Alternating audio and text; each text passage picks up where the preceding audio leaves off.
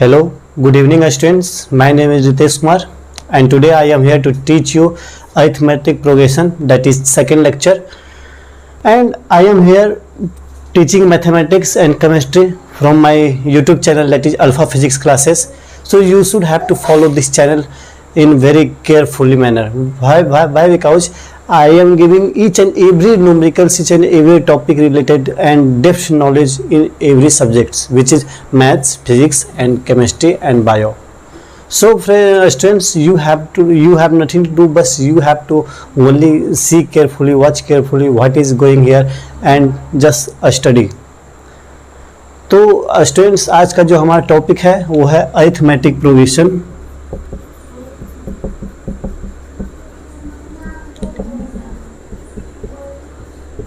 Students, हमने आपको lecture 1 में सीक्वेंस क्या होता है, सीरीज क्या होता है, प्रोग्रेशन सीक्वेंस क्या होता है, सीरीज क्या होता है, प्रोग्रेशन क्या होता है, मैंने सभी चीज़ आपको इसके बारे में बताया था. मैंने आपको 6 से 7 न्यूमेरिकल्स भी करवाए थे.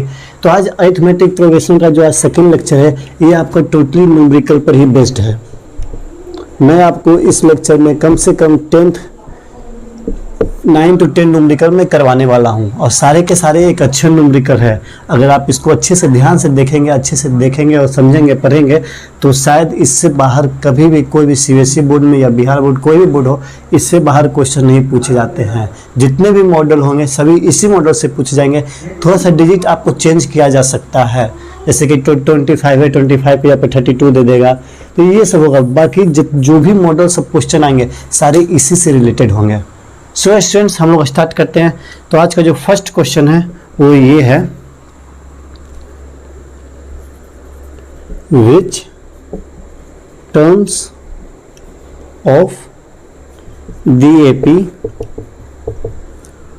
3, 8, 13, 18 so on up to is 88. So students, इस लेक्चर का जो फर्स्ट क्वेश्चन है ये बोल रहा है कि हमारा एक एपी दिया हुआ है. कौन सा एपी है? 3, 8, 13, 18 सो ऑन, इनफाइनाइट तक गया है. ये बोल रहा है कि वह कौन सा एपी होगा जिसमें इसका जो टर्म होगा 88 पे जाकर के स्टॉप कर जाएगा. मतलब कि जैसे ये टर्म जो है, ये टर्म बोलेंगे 18th है. 18 कौन सा टर्म है? तो 18th है हमारा first, second, third, fourth term है. तो उसी तरह हमें बताना है कि 88 कौन सा टर्म है. आपके पास 20 सेकेंड्स 30 सेकेंड्स का टाइम है. आप इस क्वेश्चन को देखें और एक बार खुद से ट्राई करें, फिर मैं आपको यहाँ पे सॉल्व करूँगा.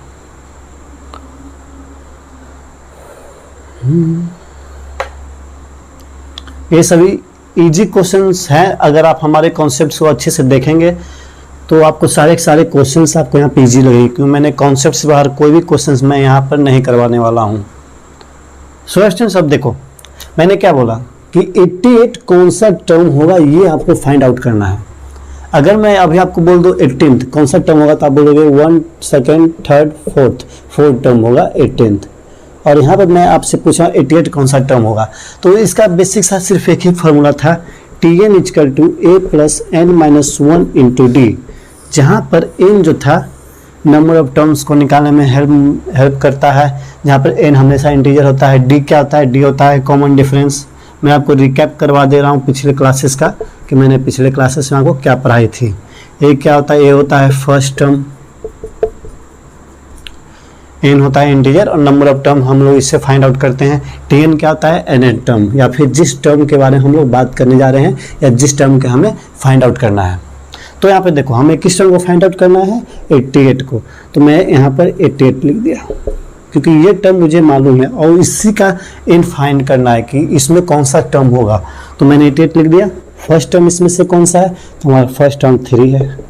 n हमें फाइंड आउट करना है, n-1 × d. d कितना आएगा?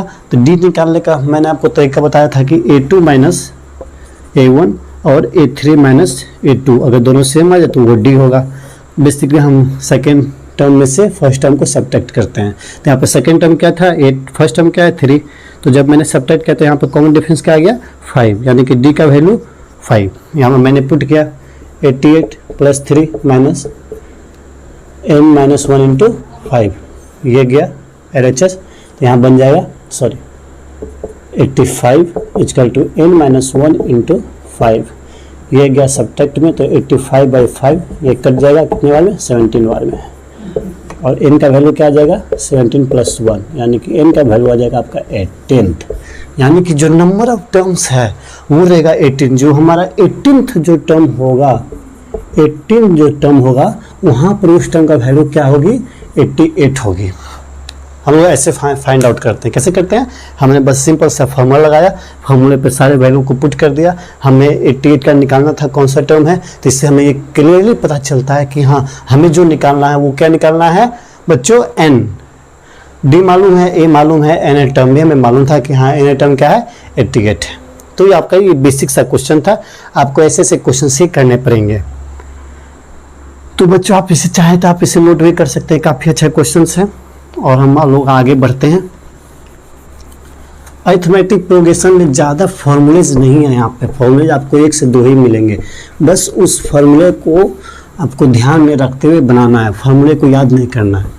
क्योंकि अगर आप जितनी ज़्यादा क्वेश्चन प्रैक्टिस करोगे तो आप फॉर्मूला नहीं भूलोगे। अगर आप इस चैप्टर से 50-100 क्वेश्चन बना लेते हो तो जितनी आप कभी भी इसका फॉर्मूला नहीं भूलोगे। सेकेंड क्वेश्चन क्या है, which term of the AP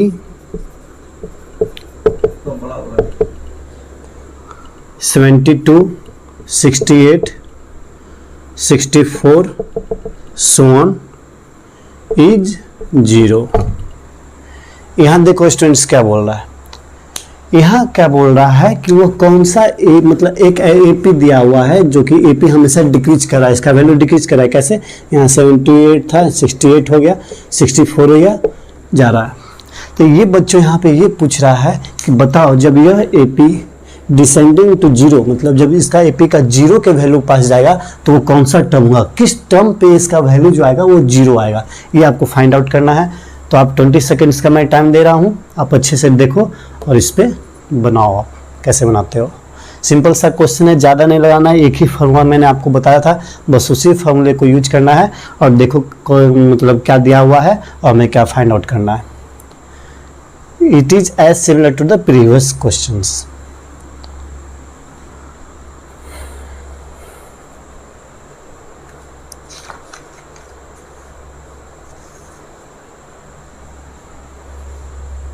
so students देखो यहाँ क्या बोला जा रहा है कि जब यह एपी 0 पे होगा तो उसका कौन सा टर्म होगा। मैंने जो प्रीवियस क्वेश्चन मैंने जो किया था, इससे पहले वाला क्वेश्चन, उसे जो मैंने बताया था सेम एज इट इज ये क्वेश्चन है, बस फर्क क्या था कि वो एपी था असेंडिंग में इंक्रीज कर रहा था, ये एपी थोड़ा डिक्रीज किए जा रहा है।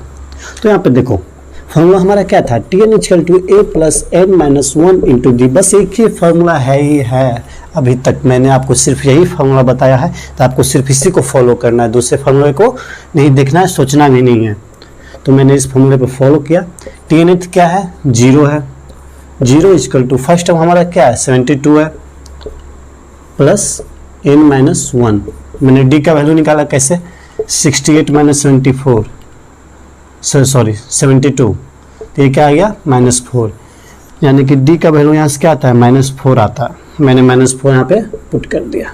अब देखो ये जाएगा LHS में, तो क्या होगा, 0 - 72 = n - 1 × -4, तो ये क्या हो जाएगा, -72 n - 1 × -4, ये कट गया 1 3 18 n - 1, यानी कि n - 1 = 18, then n = 18 + 1, that is n = 19।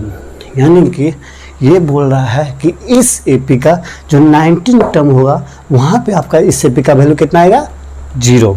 First term का वैल्यू क्या था, 72, सेकेंड टर्म 68, तो वैल्यू डिक्रीज करना स्टार्ट किया। डिक्रीज करते करते करते 19वां टर्म जब इस एपी का आएगा तो उस 19वां टर्म में एपी का जो आएगा वहाँ पे वैल्यू क्या आ जाएगा, 0। ये आप इस क्वेश्चन से फाइंड आउट किए। तो मैंने ये 2 क्वेश्चन इस पे करवाया, इससे ज़्यादा मॉडल इस क्वेश्चन पे नहीं पूछे जाएंगे। बहुत होगा तो आपको 0 दे देगा, -4 दे देगा, लेकिन आपको कुछ करना नहीं है, एक ही फॉर्मूला आपको दिमाग में रखना है, and that is Tn = a + n - 1 × d। और इसके अलावा अभी तक आपको कोई भी फॉर्मूला माइंड में नहीं रखना है, बस इसको अप्लाई करो, सारे क्वेश्चंस का आपको सॉल्यूशंस मिलते जाएंगे। नाउ थर्ड क्वेश्चन क्या है, दी सेवंथ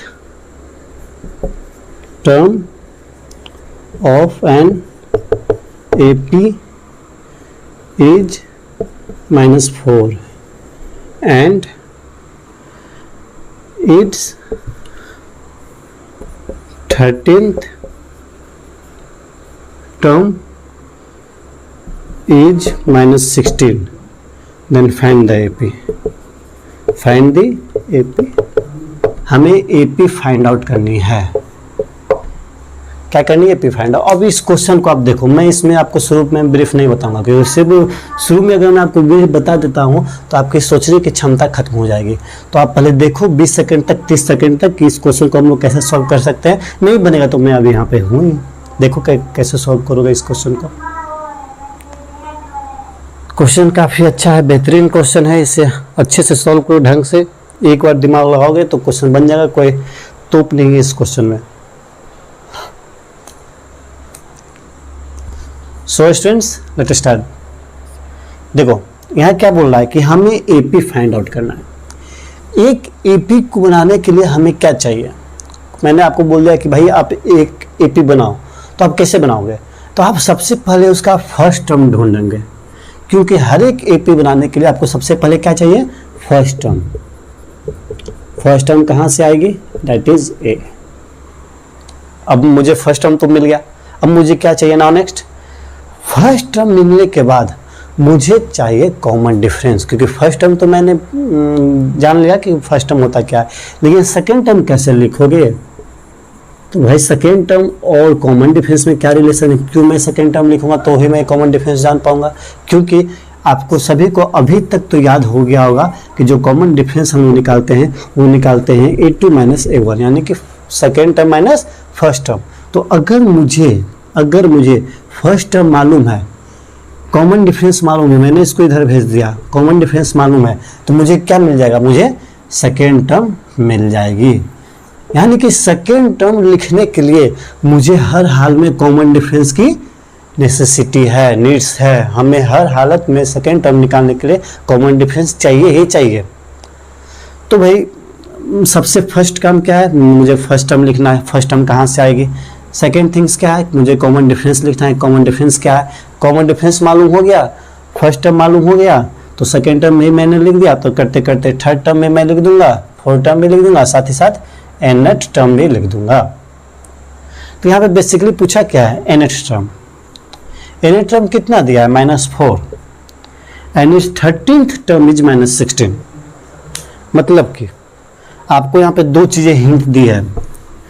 देखो मैथ क्या करता है, मैथ आपको क्वेश्चन जो देगा तो वो सारे सॉल्यूशंस नहीं बताता है, सभी चीज़ आपको नहीं दिखाएगी, वो आपको मंजिल तक पहुंचने के लिए रास्ता देता है, हिंट देगा कि भाई देखो ये जो रास्ता है इस रास्ते से जाओगे तो पहुंच सकते हो।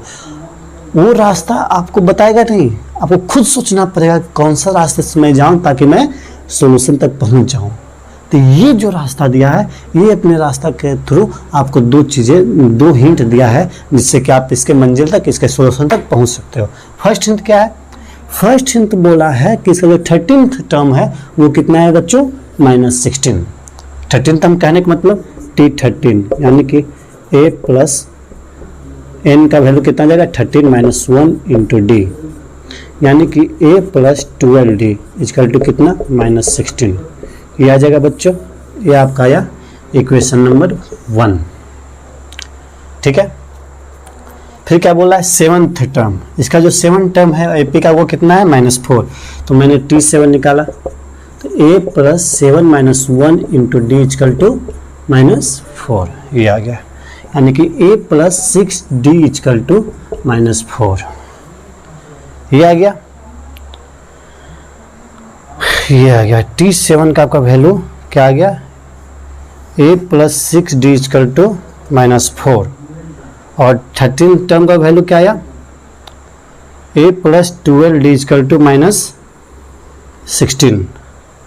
तो अब मुझे A चाहिए, D चाहिए। A या D कैसे निकलेगा? आपने अभी तक क्वाड्रेटिक इक्वेशन, लीनियर इक्वेशंस पहले के चैप्टर्स में आपने पढ़े होंगे। मुझे 2 वेरिएबल चाहिए। मुझे कितना वेरिएबल चाहिए? 2। And what is that? The first variable is a and second variable is d। तो मुझे 2 वेरिएबल है, दोनों वेरिएबल का वैल्यू निकालने के लिए मुझे 2 इक्वेशन चाहिए और आपको यहाँ पे 2 इक्वेशन मिला हुआ है। तो आप बेसिकली करते क्या हो, दोनों इक्वेशन को मैं सॉल्व कर देता हूँ। कैसे? वो a + 12d = -16, a + 6d = -4।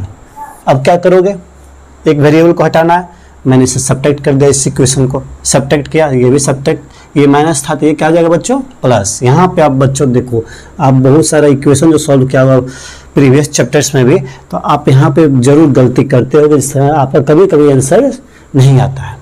तो मैंने सब्ट्रैक्ट किया तो ये चला जाएगा 0, ये क्या हुआ 12d - 6d, तो 6d = minus plus plus plus -16 16 + 4 कितना जाएगा? -12। यानी कि d का वैल्यू जो है वो आ जाएगा -12/6 यानी कि -2, यानी कि यहाँ से आपका d का वैल्यू आ गया -2। हमारे पास 2 इक्वेशंस थी, 2 वेरिएबल्स था, तो एक वेरिएबल्स का वैल्यू निकल गया। जब आपको एक वेरिएबल्स का वैल्यू निकल जाता है तो आप इक्वेशंस में क्या करते थे? आप एक इक्वेशन में पुट करते थे और दूसरे वेरिएबल का वैल्यू निकालते थे। तो एज इट इज मैं इसका वैल्यू इस इक्वेशन में पुट कर रहा हूँ। पुट करने पर क्या होगा? a + 12d = कितना है? -16। तो a + 12 = -2 = -16। फिर देखो a कितना जाएगा? -24 = -16, यानी कि a = -16 + 24 यानी कि a = 8। a = 8 बच्चों। तो आप देखो आपका फर्स्ट टर्म भी निकल गया, कॉमन डिफरेंस भी निकल गया। तो आपको चाहिए क्या? एक एपी को फॉर्म करने के लिए सिर्फ आपको चाहिए था first term and common difference. जब ये दोनों आपको निकल गया तो बस आपको सिंपली कुछ नहीं करना है, जो आप अभी तक एपी में करते आए थे, मैंने अभी आपको एक्सप्लेनेशन में दिया था कैसे आप एपी को फॉर्म करते हो, तो बस वही करना है। कैसे कोई भी एपी बनता है? अब जैसे मुझे फर्स्ट टर्म मालूम है, कॉमन डिफरेंस मालूम है, मुझे सेकेंड टर्म लाना है, तो कैसे लाओगे? तो first term plus common difference, मैंने यहाँ पे आपको बताया first term plus common difference क्या जाएगा? आपको सेकेंड टर्म मिल जाएगा। तो बस मैंने वही किया। फर्स्ट टर्म हमारा क्या था? 8, कॉमन डिफरेंस क्या था? -2, दोनों को ऐड किया तो 8 - 2 = 6, यानी कि फर्स्ट जो term 6 8, second term 6, third term 6 + -2, 6 - 2 = 4, that is 4। Third term 4 + -2, 4 - 2 = 2, that is 2 and so on. तो ये जो है यही आपका एपी आया। क्या आया? 8 6 4 2 एंड सो ऑन। ये आपका बेसिकली क्या आ गया? एपी। और यही आपका क्वेश्चंस पूछ रहा था कि भाई आपको एपी लानी है। अब इसमें काफ़ी अच्छे क्वेश्चंस और भी हैं। अभी तो मैंने आपको थर्ड क्वेश्चन से करवाया, अभी बहुत सारे क्वेश्चन इसमें आएंगे, कम से कम 9 to 10th क्वेश्चन में इस लेक्चर में करवाने वाला हूं। तो आप इस लेक्चर को थोड़ा ध्यान से ही देखें तो आपको काफ़ी अच्छे से समझ में आएगी। Next question, question number 4।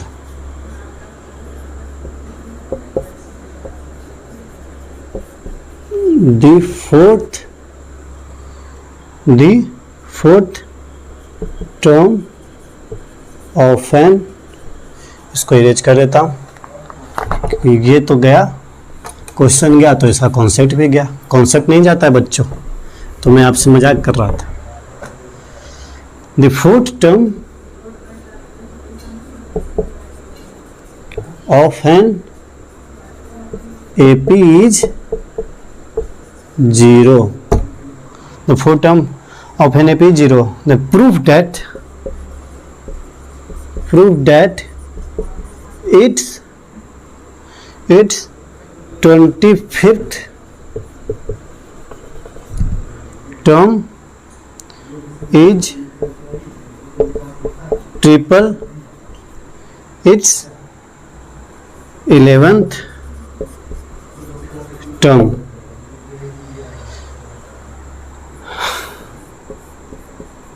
ये क्वेश्चन है, आप इसे देखो। 20 सेकेंड्स का टाइम है, अच्छे से देखो कैसे सॉल्व करोगे, तो मैं आपको इस पर कॉन्सेप्ट्स बताने वाला हूँ। तुरंत अब ये सॉल्व करो आप।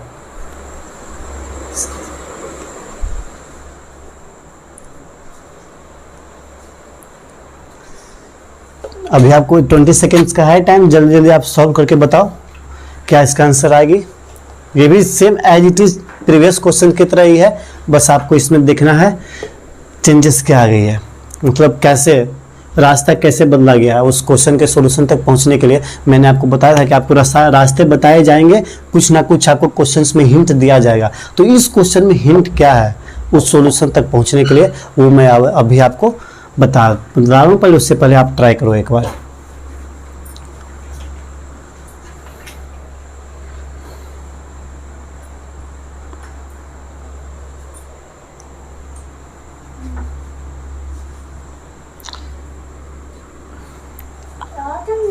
देखो बच्चों, इस क्वेश्चन में क्या बोल रहा है कि जो the fourth term of an AP is zero.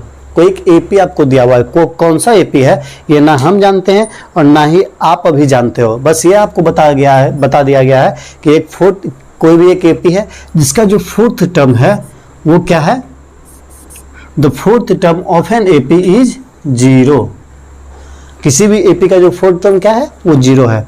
तो क्या बोल रहा है, proof that it's 25th term is triple it's 11th term.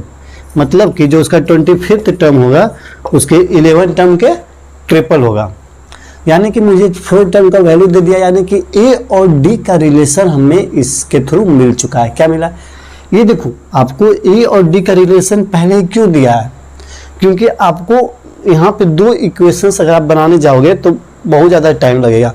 तो आपको पहले ही इस इक्वेशन के थ्रू आपको रिलेशन दे चुका है ए और डी में, ताकि आप वहाँ पे वैल्यू पुट करो और एक का वेरिएबल का वैल्यू निकालो और दूसरे पुट करके दूसरे का भी निकाल लो।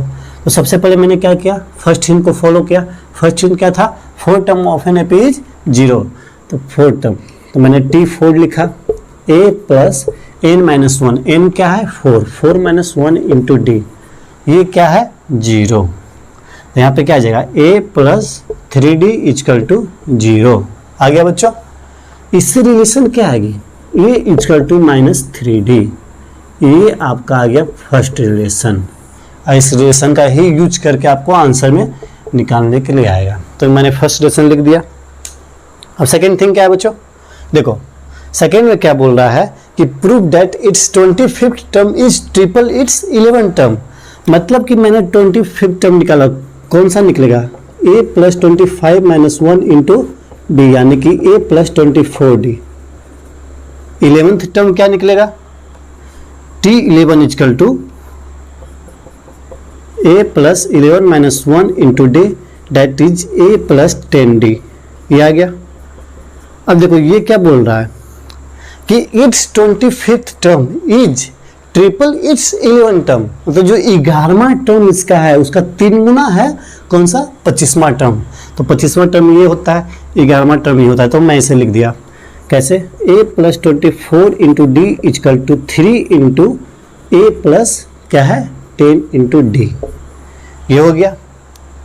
मैंने आपको पहले ही बोला था कि मैथ में जितने भी क्वेश्चंस आते हैं, क्वेश्चन का आपको हिंट दे देगा। अगर आप उस हिंट को पकड़ लेते हो तो क्वेश्चन के सॉल्यूशन तक आप आसानी से पहुंच जाओगे। तो मैंने फर्स्ट हिंट को यहाँ पकड़ा, मुझे यहाँ से देखने से मिला कि नहीं भाई मुझे ए और डी का वैल्यू निकल गया, मतलब उसके बीच में रिलेशंस मुझे मिल गया।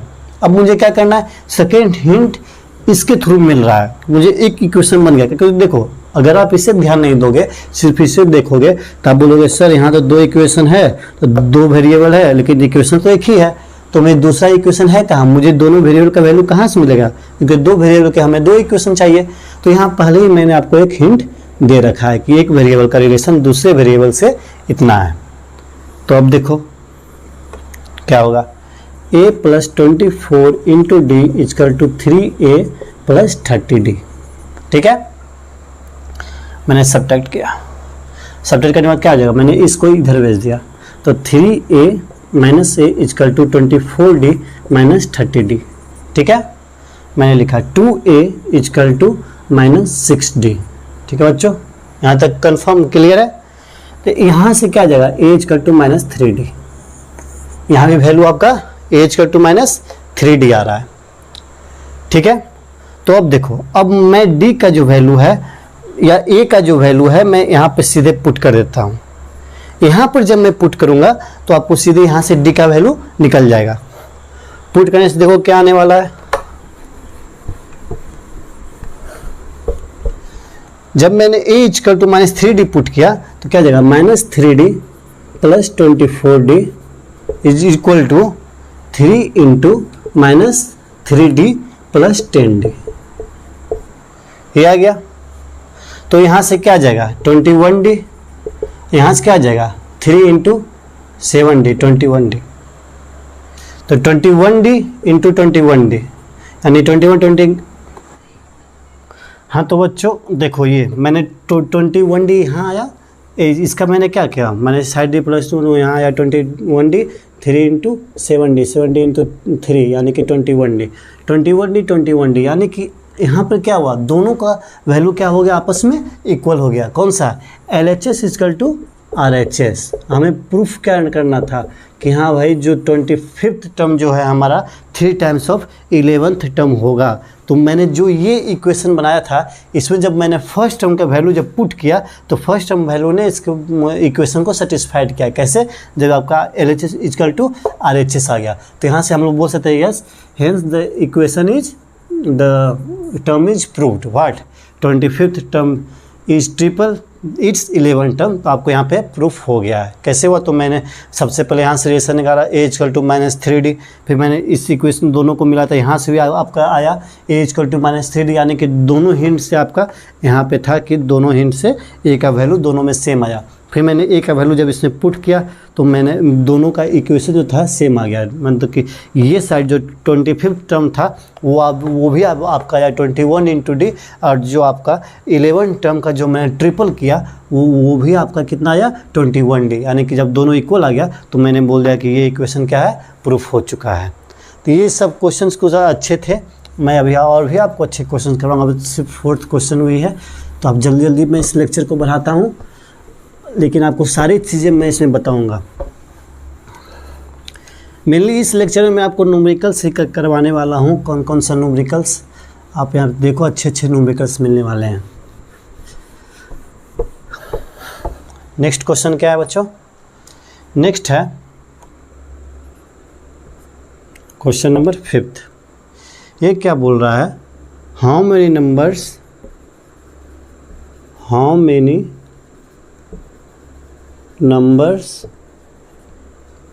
are there between 101 and 999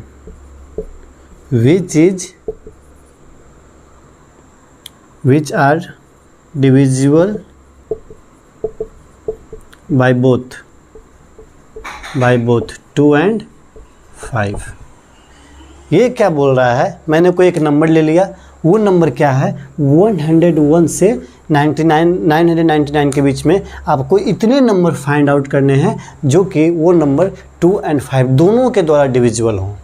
किसके द्वारा डिविजिबल हों, दोनों के द्वारा। तो आप इस क्वेश्चन को ट्राई करो। एक न्यू क्वेश्चन है, नया पैटर्न पे है, आप अपने से देखो क्या आप दिमाग लगा पाते हो उस क्वेश्चन में। 20 सेकेंड्स का आपके पास टाइम है, तो आप सोचो कुछ। नए क्वेश्चंस में कुछ होते नहीं है बच्चों, कॉन्सेप्ट वही रहता है, फार्मूला वही रहता है, बस आपको कुछ आपको हिंट जो दिया गया है वो आपको इसे बदल करके दिया गया है कि ताकि आप उस क्वेश्चन के सोल्यूशन तक कुछ दिमाग लगाकर पहुंच सके। देखो इस क्वेश्चन में क्या है, ये बोल रहा है कि वैसा नंबर जो आपका 2 से भी डिविजिबल हो एंड 5 से भी डिविजिबल हो। तो आपको इस क्वेश्चन को बनाने के लिए सबसे पहले आपको क्या चाहिए, डिविजिबिलिटी क्राइटेरिया ऑफ 2 और 5। किसके द्वारा डिविजिबिलिटी होता है, 2 और 5 दोनों। तो सबसे पहले हम देखते हैं 2 किसके द्वारा डिविजिबल होता है। कोई भी इवन नंबर हो, जो भी इवन नंबर होगा मैं बोलूँगा यस 2 इज डिविजिबल, या that even number is divisible bye 2। फिर क्या है, फिफ्थ किससे डिविजिबल, मतलब फिफ्थ किस नंबर को डिवाइड करता है, वैसा नंबर जिसके एंड में या तो 5 हो या फिर 0 हो। कोई भी नंबर जिसके एंड में 5 या 0 होगा उसको 5 डिवाइड करेगा। लेकिन यहाँ क्या बोल रहा है, दोनों चाहिए, 2 को भी और 5 को भी। तो कोई एक ऐसा नंबर जैसे मैंने ले लिया 5, ये 5 से डिविजिबल है लेकिन 2 से नहीं है। 4 ले लिया, 4 2 से डिविजिबल है लेकिन 5 से नहीं है। तो मुझे ऐसा नंबर चाहिए जो 2 से भी हो और 5 से भी हो। तो इसका सबसे अच्छा एग्जाम्पल क्या होगा? 10, 20। ये देखो 2 से भी डिविजिबल है, 5 से भी है, 20 भी 2 से भी है, 5 से भी है। मतलब कहने का मतलब है कि जिस नंबर के आखिरी में आपका 0 आ जाए वो नंबर 2 से भी डिविजिबल होंगे और 5 से भी। तो सबसे फर्स्ट नंबर कौन सा होगा? ये क्या बोला? Between 101 and 999। तो फर्स्ट नंबर जो आएगा वो आप यहाँ पर जब सोचोगे तो आएगा वो आपका 110। ये देखो 2 से भी डिविजिबल है कितने बार में? 55 बार में। 5 से भी डिविजिबल है कितने बार में? 2 and 2। ठीक है। सेकेंड क्या आएगा? 120। थर्ड क्या आएगा? 130 and so on. Last term जो रहेगा वो कितना आएगा? तो लास्ट टर्म इसका देखो, लास्ट टर्म कितना आएगा? तो लास्ट टर्म आपका आएगा 999। क्योंकि मैंने आपको पहले ही बोला कि जिसके टर्म में आखिरी में 0 होंगे वो आपका 2 और 5 से डिविजिबल होंगे। 1000 नहीं होगा क्योंकि 1000 है ही नहीं है। ये सिर्फ बोल रहा है बिटवीन 101 एंड 999। तो आपको इसी के बीच में नंबर चूज करने थे। तो मुझे AP मिल गया। सबसे फर्स्ट जो क्वेश्चन का स्टेप होता है वो क्या होता है? AP फाइंड आउट करना। AP तो मुझे मिल गया। अब क्या बोल रहा है? How many numbers. How many numbers मतलब इंटीजर पूछ रहा है। इंटीजर कौन सा होता है? तो वो n होता है। यानी कि ये सीधे सीधे n का वैल्यू पूछ रहा है। तो आपको n को वैल्यू निकालने के लिए आपको पास क्या क्या चाहिए, क्या हथियार चाहिए कि भाई आप n का वैल्यू निकाल लोगे, मैं आपको दे दूंगा। तो आपको n को निकालने के लिए इसका फॉर्मूला जो होता है वो होता है T1 = a + n-1 × d। n निकालने के लिए मुझे चाहिए d, a और Tn। a क्या है? 110। d क्या है? 10। 120 - 110 तो कितना देगा? 10। d का वैल्यू क्या है? 10। Tn क्या है? Tn है लास्ट टर्म, nth टर्म, मतलब कि जो लास्ट वाला टर्म होगा उसे हम लोग बोलते हैं Tnth। तो ये कितना है? 990। बस अब इस इक्वेशन में मैंने सारे वैल्यू पुट कर दी। 990 = 110 + n-1 × 10। इधर गया तो क्या आ जाएगा? 880 n-1 × 10। अब मैं क्या करूँगा? ये इसको इधर भेजूँगा तो क्या आ जाएगा? 880/10 = n-1, दैट इज 88 = n-1। तो यहाँ से फिर क्या आ जाएगा वैल्यू आपका? n = 89। मतलब कि 89 नंबर होंगे 101 और 1999 के बीच में, जो कि आपका 2 और 5 दोनों के द्वारा डिविजिबल होंगे। कितने नंबर? 89। सारा प्रोसेस आपको पता ही है मैंने कैसे निकाला। बस एक फार्मूले को जो था आपका बेसिक सा फार्मूला मैंने उससे लिखा, कुछ भी मैंने नया नहीं किया इसमें। फिर मैंने देखा डिविजिबिलिटी क्राइटेरिया किसके द्वारा ये डिविजिबल होगा, तो ये डिविजिबल था 2 और 5 दोनों के द्वारा। तो मैंने यहाँ पे पहले फर्स्ट टर्म फाइंड आउट किया, फिर कॉमन डिफरेंस फाइंड आउट किया, वैल्यू को पुट किया और मुझे आंसर मिल गया। नाउ स्टूडेंट्स हम लोग नेक्स्ट क्वेश्चन की ओर चलते हैं। ये वो क्वेश्चन भी इसी पे बेस्ड है, डिविजिबिलिटी पे ही, लेकिन ये क्वेश्चन भी काफ़ी अच्छा है। ये 2 क्वेश्चन आप कर लोगे तो फिर डिविजिबिलिटी का जितना भी क्वेश्चन आएगा उसमें आपको प्रॉब्लम नहीं होगी। प्रॉब्लम तब होगी जब आप बेसिक क्लासेस में आप नहीं पढ़े होंगे कौन सा टॉपिक? Divisibility criteria. जैसे कोई क्वेश्चन में आपका आ जाएगा कि भाई बताओ ये 11 के द्वारा डिविजिबल है कि नहीं है, कितने नंबर हैं 100 to 500 के बीच में जो 11 के द्वारा डिविजिबल होंगे। तो जो आपको जब पता ही नहीं लगा कि डिविजिबिलिटी क्राइटेरिया क्या होता है 11th का, तो आप कैसे निकालोगे? तो आपको इस क्वेश्चन का निकालने के लिए डिविजिबिलिटी क्राइटेरिया बहुत ज़रूरी है। नेक्स्ट क्वेश्चन क्या है? Find how many integers between 200 and 500 which is divisible by 8। इसे डिविजिबल बाई 8। अब देखो मैंने पिछले क्वेश्चंस में जो करवाया था वो डिविजिबिलिटी किससे था? 2 और 5 बोथ। लेकिन यहाँ पर क्या है? यहाँ पर सिर्फ 8 के द्वारा। कितने इंटीजर्स? 200 और 500 के बीच में। देखो सबसे बड़ी प्रॉब्लम इस क्वेश्चन में ये आता है कि मैंने बोल दिया, यहाँ आप पहले क्वेश्चन को ध्यान से पढ़ो। एक अगर इंग्लिश मिस्टेक होगी तो आप इस क्वेश्चन को सॉल्व नहीं कर तो लोगे, लेकिन आपका आंसर रॉन्ग आएगा। क्यों? क्योंकि ये जो क्वेश्चन बोला है, ये बोला है बिटवीन 200 एंड 500।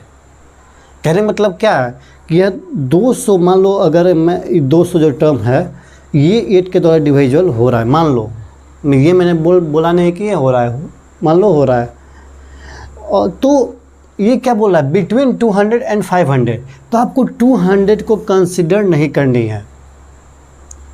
आप इतना, आपका इंग्लिश तो अच्छा होगा ही, इसके मतलब आप समझ सकते हो। मैं इस पर इसलिए ध्यान दे रहा हूँ कि बहुत सारे बच्चे क्या करते हैं 200 को भी कंसिडर कर लेते हैं, तो आपको 200 को कंसिडर नहीं करना है। इसके बाद वाली जो आएगी उसको आपको फर्स्ट टर्म के रूप में लिखना है, 200 को नहीं।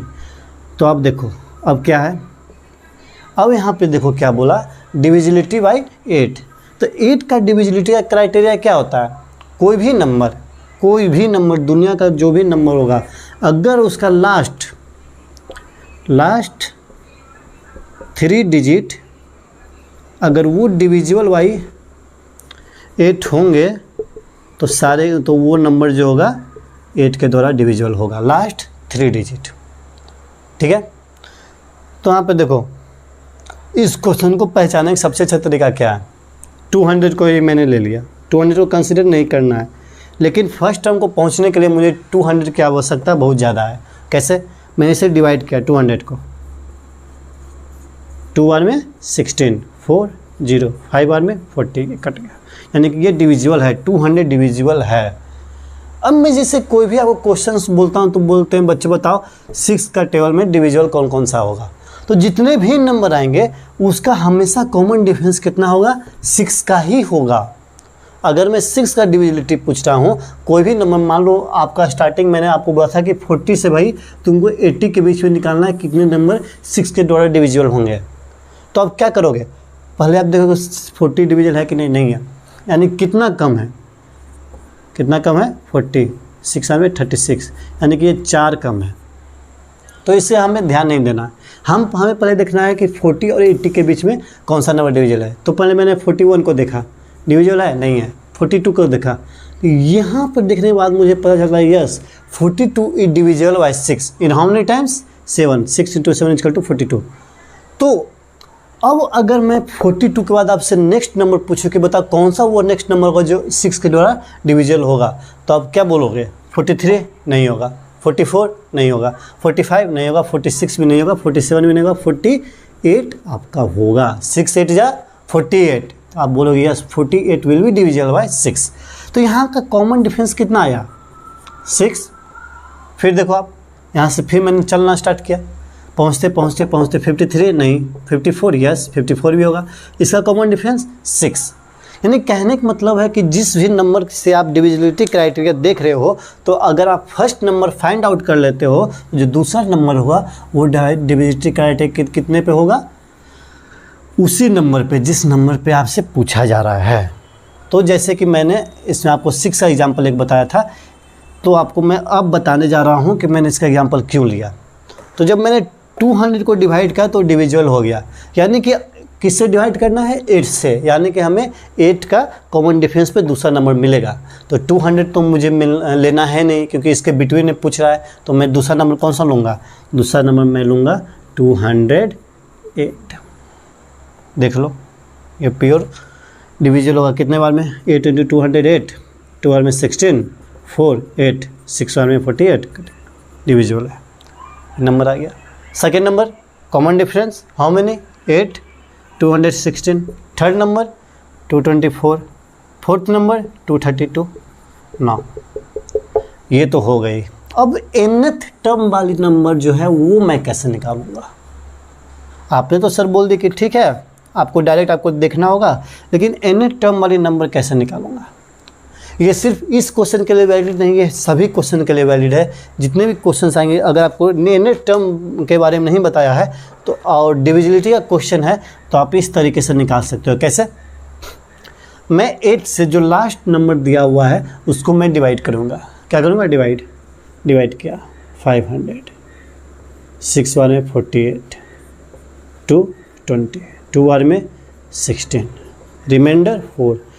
रिमाइंडर कितना आया 4। तो मैं इस रिमाइंडर को क्या करूँगा 500 से सब्ट्रैक्ट कर दूँगा, मतलब जो नंबर दिया हुआ है। अब हर एक क्वेश्चन आप 500 से सब्ट्रैक्ट मत कर देना, जो ये क्वेश्चन में नंबर दिया हुआ है उसी नंबर से करना है। तो 500 में 4 को सब्ट्रैक्ट कर दिया तो यहाँ क्या आ जाएगा 496, यानी कि जो nth टर्म वाला जो नंबर है वो कितना है 496।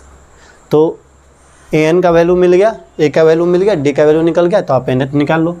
कैसे आएगा an equal to a plus n minus 1 into D. an कितना है 496 equal to 208 plus n minus 1 into 8। ये गया इधर, कितना जाएगा 2 496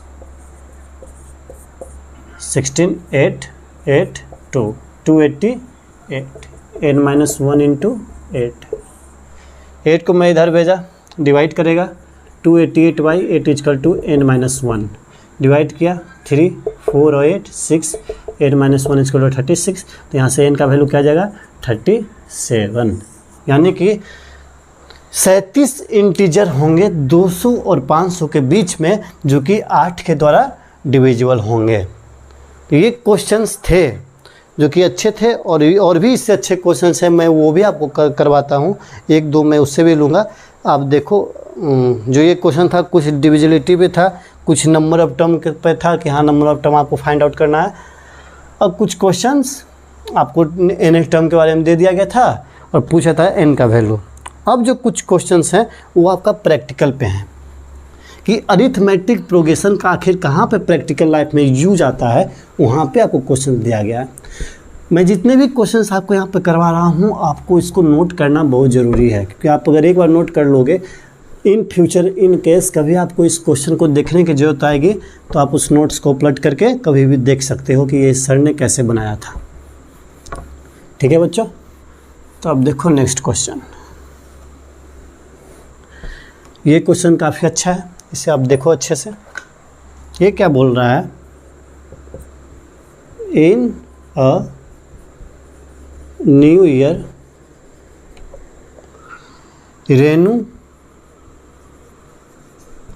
saved Rs 50 in the first week.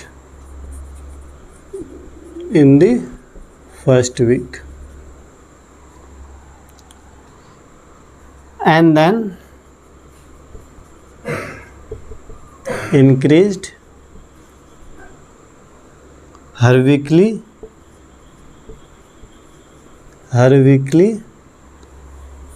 savings by rupees 17.50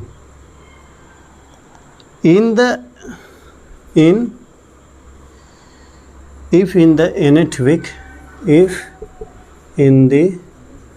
nth week her weekly savings becomes Rs 207.5, then find the value of n। इस question को बच्चों अच्छे से समझो, ये आपका प्रैक्टिकल लाइफ में बेस्ट भी है। ये देखो इस क्वेश्चन में क्या बोल रहा है कि एक नया साल आया, पिछले साल में क्या रहा था उससे कोई फ़र्क नहीं पड़ता, एक न्यू ईयर आया। न्यू ईयर में क्या हुआ, एक रेनू नाम की लड़की थी, उसने अपने फर्स्ट वीक, जैसे जनवरी था, जनवरी के 1 to 7 जनवरी तक 50 रुपया सेव की। कितने सेव की 50 रुपया फर्स्ट वीक में, in the first week. And then increased her weekly savings by Rs 70.50, यानी कि हर वीक में वो 17.5 रुपीज़ से इंक्रीज करती थी अपने सेविंग्स को। फर्स्ट वीक में सेविंग्स कितनी थी 50, सेकेंड वीक में इंक्रीज किया कितना 17.50। तो ये पूछा कि बताओ जब nth वीक होगा, ये बोल रहा है कि अगर nth वीक में उसका सेविंग्स जो था टोटल 207.550 रुपीज़ हो गया, तो बताओ n का वैल्यू क्या होगी। तो इस क्वेश्चन से आपका सबसे पहले क्या बोला कि फर्स्ट वीक में उसकी सेविंग्स कितनी हुई थी 50, मैंने 50 लिख दिया। अब क्या बोला कि 17.50 बढ़ गई, इंक्रीज क्या सेकेंड वीक में, सेकेंड वीक में कितना इंक्रीज क्या 17.5, तो 50 + 17.5 मैं अगर करूँगा तो कितना आएगा 67.50 एंड सो ऑन। ये क्या बोला कि जब लास्ट nth वीक का जो सेविंग्स है वो कितनी है 207.50। तो भाई n का वैल्यू बताओ। तो आपको n का वैल्यू के लिए चाहिए था first term that is, second term that is, common difference that is and nth week का सेविंग्स, यानी कि nth टर्म भी आपको दे दिया। तो बस सिंपल सा पुट करो और आंसर पा जाओ। nth टर्म में क्या आ जाएगा 207.50 is equal to first term 50 n-1 into 17.50, ये इधर गया तो 207.50 माइनस 50.00, 50 7 10 2 एंड 1,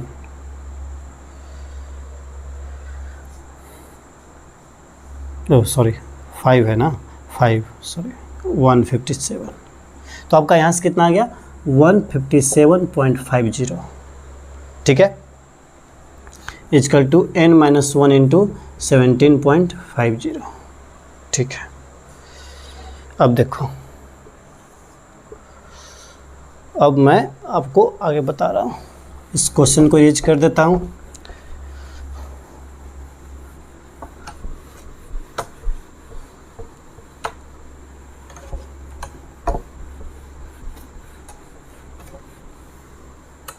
अब देखो ये कितना आ गया 157.50 17.50, तो n-1 का वैल्यू क्या आएगी 157.50 बाई 17.50, ये पॉइंट गया, 0 से 0 गया और 5 से 3 2 और 5 35, 5 से 3 1 2 और 5 315, 5 से 7 5 से 6 1 और 5 3 7 से 63 9 और में, यानी कि n-1 इजकल टू 9, तो n इजकल टू 10, यानी कि जब रेनू का सेविंग्स 10th वीक जब पहुंचेगा तब उसकी सेविंग्स 207.50 होगी, कब 10वें वीक में। तो इस क्वेश्चन से, इस सॉल्यूशन से आपको क्या पता चला कि हाँ, जब रेनू की सेविंग जब आपके 10वें वीक में पहुंचेगी तब उसकी सेविंग्स के बराबर आ जाएगी जितने सेविंग्स लिखा हुआ था। तो इस क्वेश्चन से भी आपको अच्छी खासी प्रैक्टिकल की हुई होगी नॉलेज कि हाँ, प्रैक्टिकल लाइफ में हम लोग कैसे सीक्वेंस रेंज का इस्तेमाल करते हैं, अरिथमेटिक प्रोग्रेशन का। इसी पे बेस्ड एक और क्वेश्चन है, ये 2 क्वेश्चन कर लो, सारे क्वेश्चंस आपके प्रैक्टिकल वाले हो जाएंगे, जिसमें रुपीज़ वगैरह पूछता है कि हाँ इस महीने में इतनी सैलरी थी तो अगले महीने इतनी हो गई थी। सेकेंड क्वेश्चन क्या है,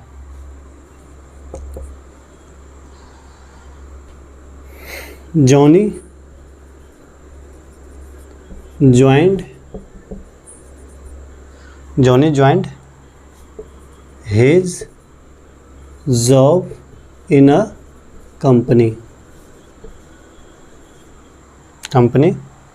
in the year 2015 on a monthly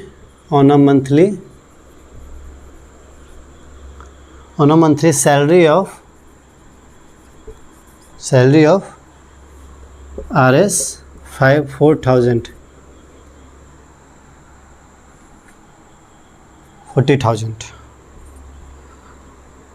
with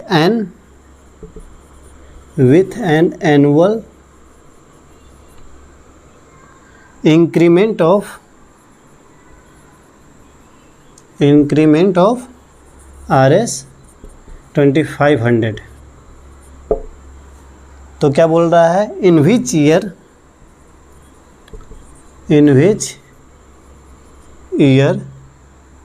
will he get Rs 65,000 as his salary। देखो बच्चों, ये भी सेकेंड क्वेश्चन काफ़ी अच्छा है, बहुत इंपॉर्टेंट क्वेश्चन है। देखो सीबीएसई में जो भी रहता है तो वो जो क्वेश्चंस देते हैं वो आपको डायरेक्टली नहीं बोलेंगे कि हाँ मैं आपको ए का वैल्यू दे दिया, एन का वैल्यू दे दिया, डी का वैल्यू दे दिया, एन टर्म निकाल लो, या ए का वैल्यू दे दिया, एन टर्म दे दिया, डी का वैल्यू दे दिया, आप एन का वैल्यू निकाल लो। वो डायरेक्टली आपको नहीं देगा, आपको ऐसे ऐसे क्वेश्चन घुमा करके देगा कि ताकि आप प्रैक्टिकल लाइफ में उसको इस्तेमाल कर सकते हो कि नहीं, कितने आपकी क्षमता है। तो आप यहाँ देखो, यहाँ क्या बोला कि Johnny joined his job in a company in the year 2015। मतलब जो जॉनी था 2015 में अपना एक कंपनी ज्वाइन किया एक जॉब के लिए, जिसमें on a monthly salary of 40,000, उसका मंथली सैलरी कितना था 40,000। फिर क्या बोला, with an annual increment of RS 2500, in which year will he get the 65,000 as his salary. मतलब किस साल में इसका जो सैलरी होगा वो 65,000 होगा। ठीक है, तो आप यहाँ देखो ए का वैल्यू कितना है, ए का वैल्यू आपका है 40,000, डी का वैल्यू कितना है 25, क्योंकि भाई देखो हर एक बार डी इंक्रीमेंट कर रहा है 2500 से, मतलब डी नहीं, मतलब कि उसका सैलरी इंक्रीमेंट कर रहा है, यानी कि हर एक बार जब भी उसका वैल्यू चेंज होगा सैलरी का तो हमेशा 2500 ही चेंज होगा। यानी कि अगर मान लो पहले 40,000 था तो 2500 मैं कर दूँगा तो कितना हो जाएगा 42,500। जब मैं दोनों को सब्ट्रैक्ट करूँगा तो कितना आएगा आपका 2500 आएगी। तो ये जो 2500 है क्या है, वो इसका डी का वैल्यू है, 40,000 क्या है ए का वैल्यू है, और 65,000 क्या है nth का वैल्यू है। तो कैसे इसको निकालेंगे, बस put in the question 65,000 equal to 40,000 plus n-1 into 2500, क्योंकि डी कितने थे बच्चों 2500।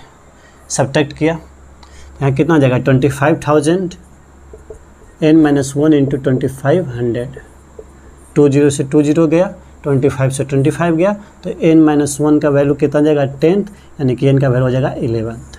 यानी कि आज से 11वां साल में उसका जो सैलरी रहेगा वो आपका 65,000 के पास जाएगा। यानी कि जब वो स्टार्ट किस में क्या था 2015 में, यानी कि उसका 2026 में जो सैलरी रहेगा वो आपका 65,000 हो जाएगा। कुछ नहीं, मैंने क्या, बस मैंने पहचाना कौन सा ए है कौन सा डी है और कौन सा nth का वैल्यू है, मैंने बस वहाँ पे पुट किया, n का वैल्यू निकला, मैंने ऐड कर दिया कि हाँ भाई इस ईयर में अगर फर्स्ट ईयर में 40,000 है तो 11 साल बाद उसका 65,000 होगा। तो यहाँ फर्स्ट ईयर कितना था 2015, तो 11 साल बाद मतलब 2026, यानी कि 2026 में उसका जो वैल्यू है वो आ जाएगा। तो ये क्वेश्चन हो गया। अब देखो डिविजिबिलिटी का भी मैंने आपको क्वेश्चंस करवाई है, अब आपको मैं एक से एक क्वेश्चन लास्ट करवाने जा रहा हूँ। इस चैप्टर का काफ़ी अच्छा क्वेश्चंस है, उस पर भी बेस्ड 1-2 क्वेश्चंस आपको देखने को मिल जाएंगे हर एक सीबीएसई का पेपर में। क्वेश्चन क्या है, if 7 times the 7th term, if 7 times the 7th term of an AP is equal to 11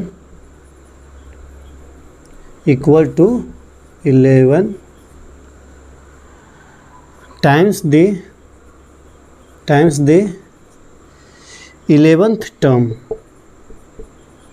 11th term, then what will be its 18th term।